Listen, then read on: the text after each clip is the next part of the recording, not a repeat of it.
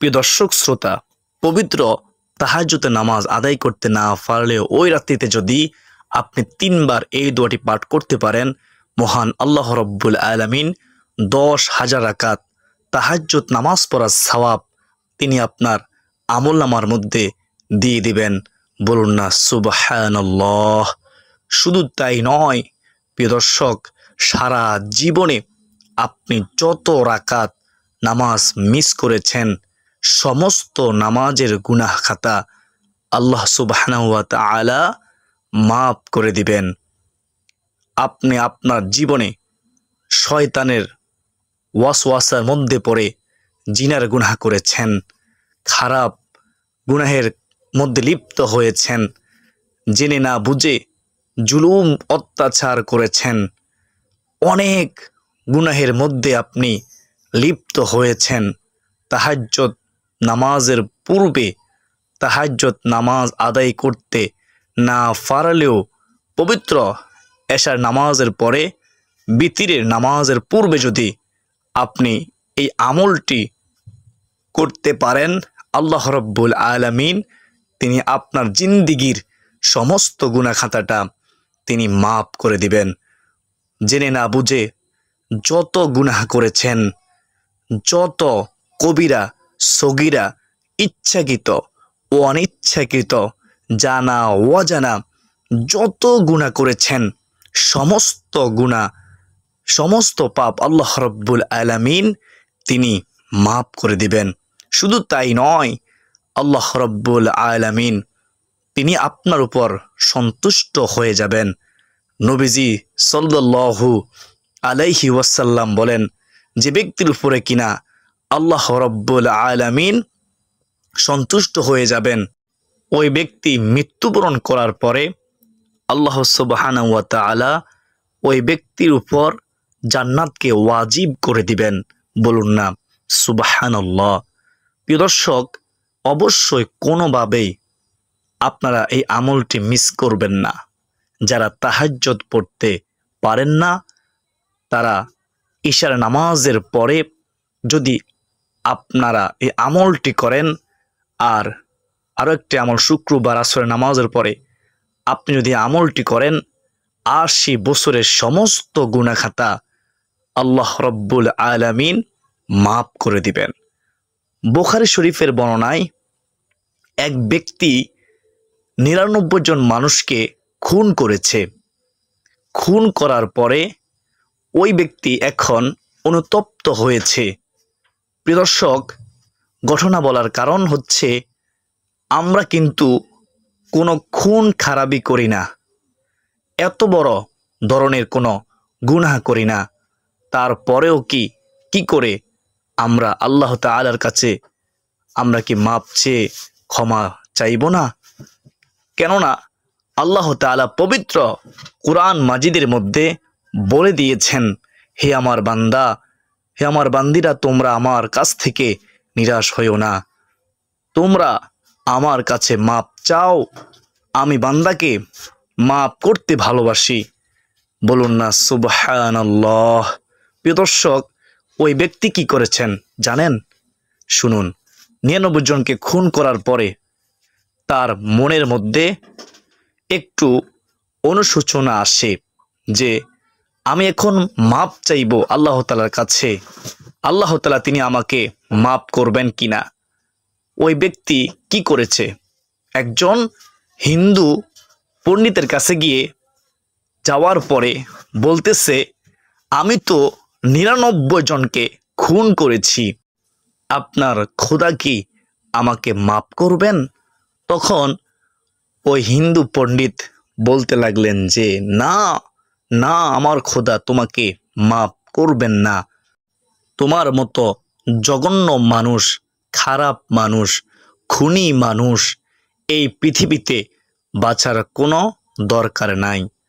তোমাকে আল্লাহ তাআলা কখনোই মাপ করবেন না, ক্ষমা করবেন না। অর্থাৎ ওই হিন্দু পণ্ডিত বলল, আমার খোদা কখনোই মাপ করবেন না তোমাকে।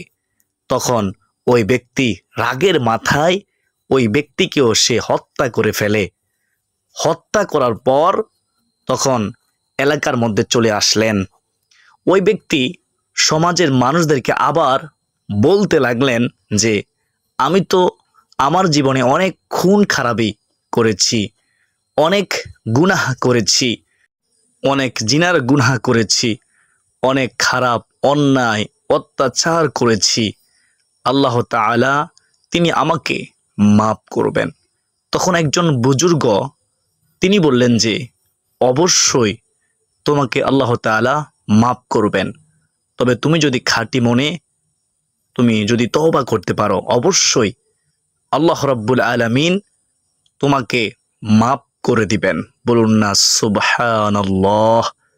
তখন ওই ব্যক্তি ওই এলাকা থেকে, অর্থাৎ ওই বুজুর্গ বলে দিয়েছেন যে তুমি ওই এলাকা ছেড়ে দিয়ে ভালো একটা সমাজের মধ্যে তুমি চলে যাও। তখন তিনি তা ভালো সমাজের মধ্যে যাওয়ার জন্য যখন তিনি রওনা হয়েছেন, ইতিমধ্যে আজরাইল আলাইহিসসালাম তিনার রুহুটা কবজ করে ফেললেন, সে মৃত্যুবরণ করলেন। তখন তিনি ওইখানে মৃত্যুবরণ করলেন। তখন জান্নাত থেকে কিছু ফেরেশতা আসলেন এবং জাহান্নাম থেকেও কিছু ফেরেশতা আসলেন তাকে নেওয়ার জন্য। তখন জান্নাতের ফেরেশতারা বলতেন, এই ব্যক্তি ভালো হওয়ার নিয়তে ভালো হওয়ার রাস্তার মধ্যে যাওয়ার জন্য অগ্রসর হয়েছে, এজন্য আমরা তাকে জান্নাতের মধ্যে নিয়ে যাব। আর জাহান্নামের ফেরেশতারা বলতেছে যে না, এই মানুষটা দুনিয়ার ময়দানে খুন করেছে, খারাপ কাজ করেছে, গুনাহ করেছে, জঘন্য কাজ করেছে, আল্লাহ তাআলা হুকুম পালন করে নাই, তার মানে যা চেয়েছে তাই এই ব্যক্তি করেছে, এজন্য আমরা তাকে জাহান্নামের মধ্যে তাকে নিয়ে যাব। তখন আল্লাহ তাআলার পক্ষ থেকে আদেশ আসলো যে না, তোমরা এই কাজটা করো। কাজটা হচ্ছে ভালো রাস্তার মধ্যে তিনি বেশি অগ্রসর হয়ে গিয়েছে, এজন্য তাকে আল্লাহ রব্বুল আলামিন তিনার উপরে জান্নাতকে ওয়াজিব করে দিয়েছেন। বলুন না সুবহানাল্লাহ।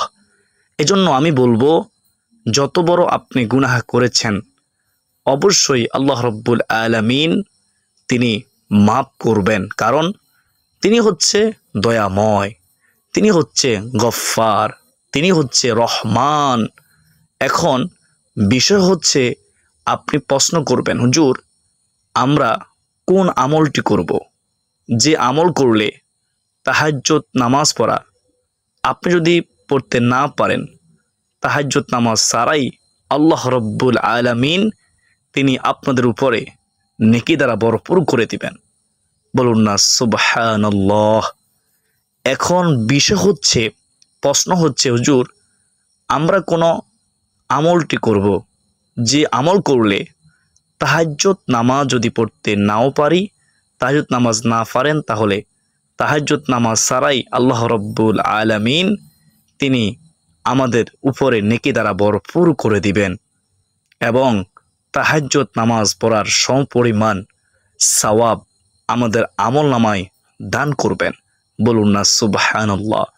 নবীজি বলেন, যে ব্যক্তি পবিত্র এশার নামাজ জামাতের সাথে আদায় করলো, ওই ব্যক্তির জন্য মধ্যরাত পর্যন্ত নফল ইবাদত করলেও সমপরিমাণ সওয়াব তার আমল নামায় দেওয়া হবে।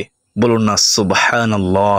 অর্থাৎ এশার নামাজ জামাতে পড়লেও মধ্যরাত পর্যন্ত সে জাগ্রত থেকে যদি নামাজ আদায় করত, এত পরিমাণ সওয়াব তার আমল নামায় আল্লাহ তাআলা দিয়ে দিবেন।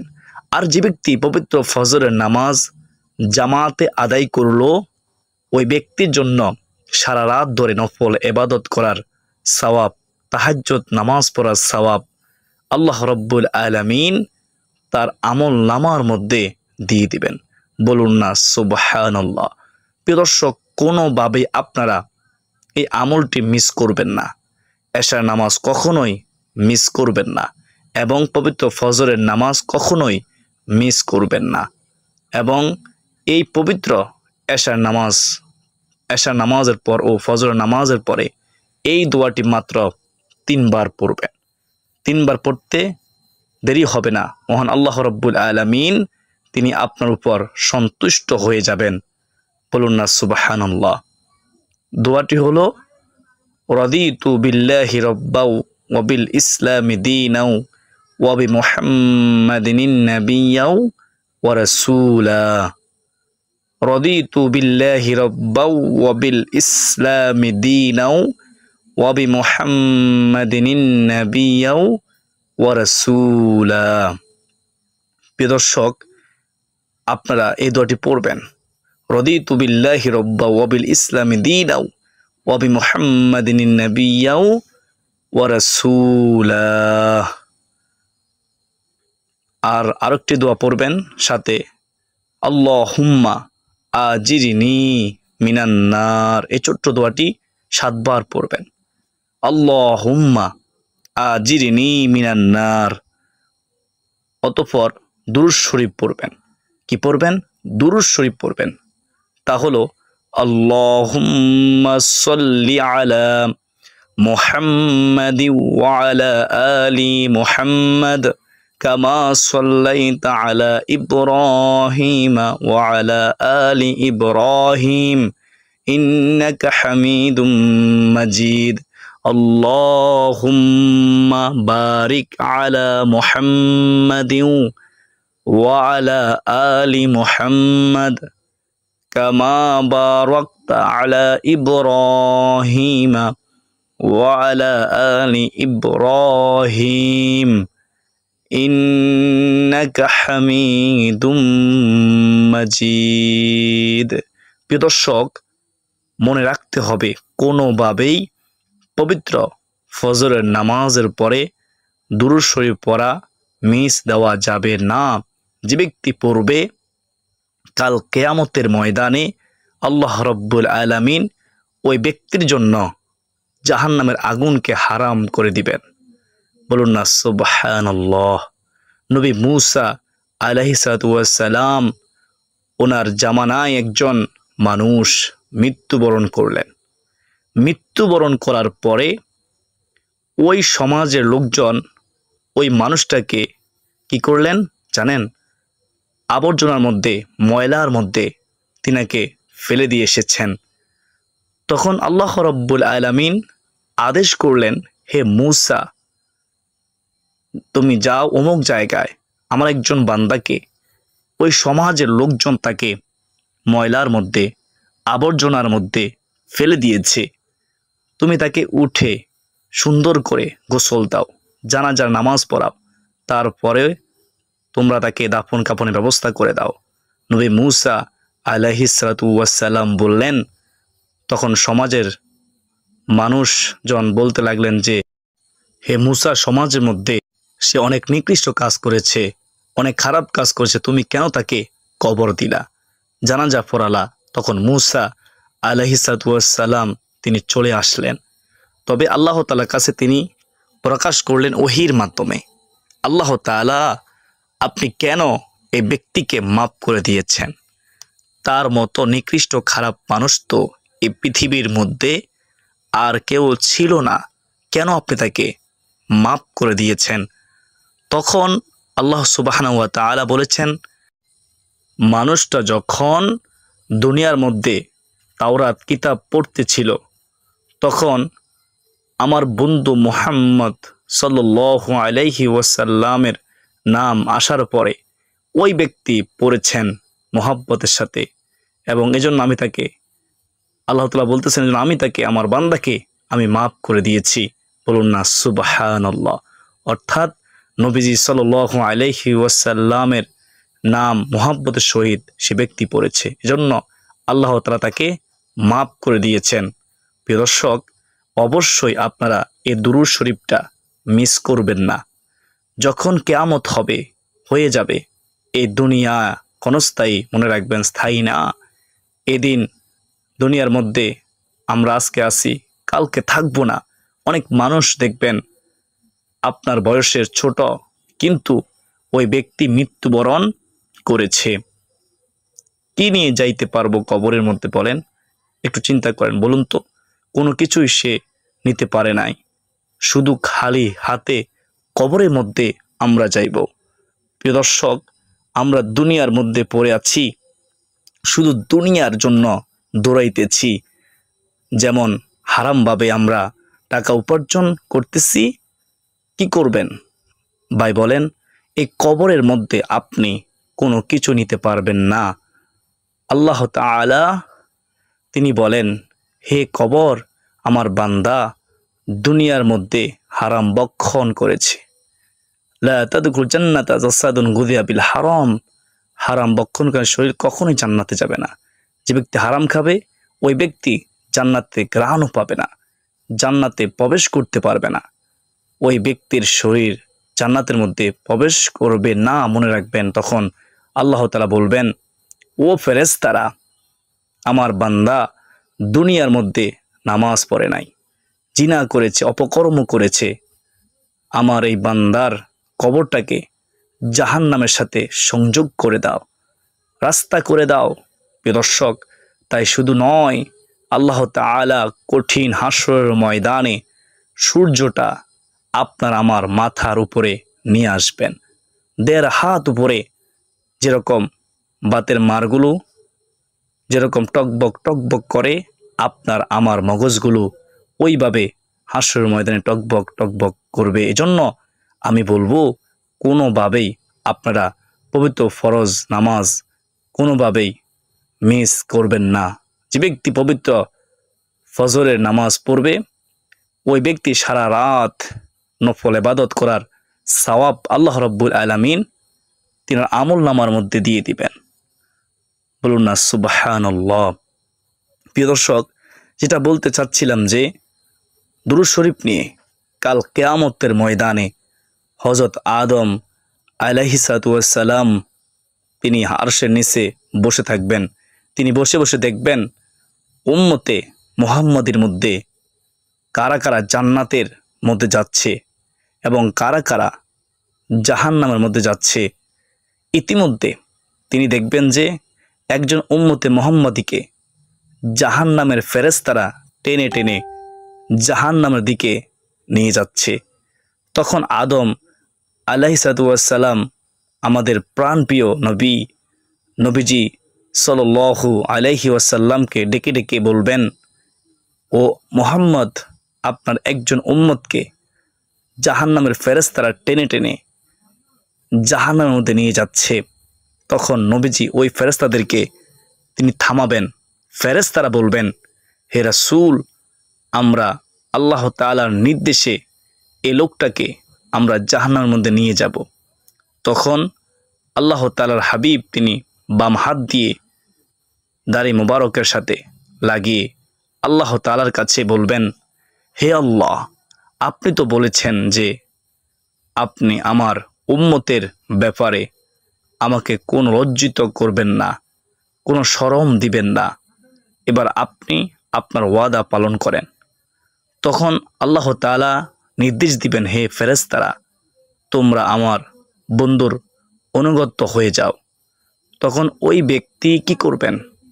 মিজানের পাল্লার মধ্যে নেওয়া হবে ওই ব্যক্তিকে নেওয়ার পরে দেখা হবে ওই ব্যক্তির আমলের পাল্লার ওজন কম, ওই ব্যক্তির গুনাহের পাল্লার ওজন সবচেয়ে বেশি। তখন নবীজি সাল্লাল্লাহু আলাইহি ওয়াসাল্লামের দুরূদ শরীফটা তিনি তার মধ্যে দিয়ে দিবেন, ওই পাল্লার মধ্যে দিয়ে দিবেন।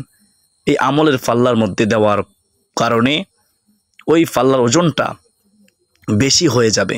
বলুন না সুবহানাল্লাহ। এজন্য ওই ব্যক্তির উপরে আল্লাহ রাব্বুল আলামিন তখন জান্নাতকে ওয়াজিব করে দিবেন। বলুন না সুবহানাল্লাহ। এজন্য কোনোভাবেই দুরূদ শরীফ পাঠ করা মিস দেওয়া যাবে না। যে কোনো দুরূদ শরীফ আপনারা পড়তে পারেন, পাঠ করতে পারেন, দরুদ ইব্রাহিম পাঠ করতে পারেন। প্রিয় দর্শক, যে ব্যক্তি কিনা পবিত্র জুমার দিন আসরের নামাজের পরে ছোট্ট একটি দুরূদ শরীফ পাঠ করবে, ওই ব্যক্তির ৮০ বছরের গুনাহ আল্লাহ তাআলা মাফ করে দিবেন। ৮০ বছরের নফল ইবাদত করার সওয়াব আল্লাহ তাআলা সেই ব্যক্তির আমলনামার মধ্যে দিয়ে দিবেন। সে দুরূদ শরীফটি হলো, আল্লাহুম্মা সাল্লি আলা মুহাম্মাদিন নাবিয়্যিল উম্মি ওয়ালা আলিহি ওয়াসাল্লিম তাসলিমা। আমি আবারও বলছি, খেয়াল করে শুনবেন। আল্লাহুম্মা সাল্লি আলা মুহাম্মাদিন নাবিয়্যিল উম্মি ওয়ালা আলিহি ওয়াসাল্লিম তাসলিমা। যে ব্যক্তি কিনা এই দুরূদ শরীফটি পবিত্র জুমার দিন আসর নামাজের পর পাঠ করবে, ওই ব্যক্তির ৮০ বছরের সমস্ত গুনাহ খাতা আল্লাহ তাআলা মাফ করে দিবেন। শুধু তাই নয়, ৮০ বছরের মধ্যে আপনি যত গুনাহের কাজ করেছেন এই গুনাহ খাতা নেকি দ্বারা পরিবর্তন করে দিবেন। বলুন না সুবহানাল্লাহ। প্রিয় দর্শক শ্রোতা, অবশ্যই আমরা এই আমলটি করার চেষ্টা করব ইনশাআল্লাহ। আর এশার নামাজ জামাতের সাথে আদায় করার চেষ্টা করব, ফজরের নামাজ জামাতের সাথে আদায় করার চেষ্টা করব ইনশাআল্লাহ। আর দোয়াগুলো আমরা 3 বার করে পাঠ করব, আরেকটি দোয়া আমরা 7 বার পাঠ করব। আমি দোয়াগুলো স্ক্রিনে লিখে দিয়েছি ইতিপূর্বে, আপনারা দেখে দেখে আমলটি করতে পারবেন। আল্লাহ তাআলা আমাদের সবাইকে 5 ওয়াক্ত নামাজ, আল্লাহ তাআলা হুকুম, নবীজিকে অনুকরণ এবং এই আমলগুলো করার তৌফিক দান করুন। সকলে বলি আল্লাহুম্মা আমিন। প্রিয় দর্শক, ভিডিওটি যদি আপনার উপকারে আসে, আপনার উপকারে হয়, অবশ্যই ভিডিওটি শেয়ার করে দিবেন ইনশাআল্লাহ।